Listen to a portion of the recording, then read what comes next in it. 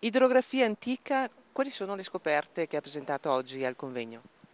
Dunque, le scoperte sono alcune ultime considerazioni basate su studi di fotoaeree, studi di cartine già edite e anche con un raccordo a scavi condotti nel corso degli ultimi anni, che hanno permesso di constatare che effettivamente in età romana erano state tracciate delle fosse che conducevano l'acqua delle zone periuganee.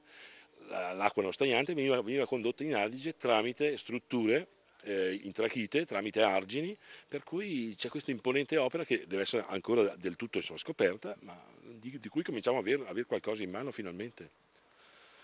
Ecco, questo quindi ci porterà a... Ci porterà eventualmente a spingere per andare a rintracciare con i mezzi attuali che sono più insomma, moderni, con le foto aeree, con altri tipi di indagine, tutto questo insomma, reticolo che i romani devono aver lasciato sotto alle paludi che circondano i colli e portare questa trama verso l'Adige, dove già si sa molto, verso il Paleo Adige che passava ad est, che passava per l'ambiva est.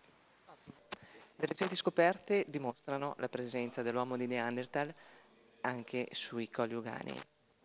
Sì, sicuramente attestano, provano informazioni che erano già in parte emerse dalle prime ricerche intorno agli anni 60, ma adesso abbiamo un quadro molto più completo dell'utilizzo di questo territorio da parte dell'uomo Neanderthal. Scheggiava la selce, lo si sa, ma scheggiava anche le rocce vulcaniche che questi colli offrivano in copiosa quantità, insomma.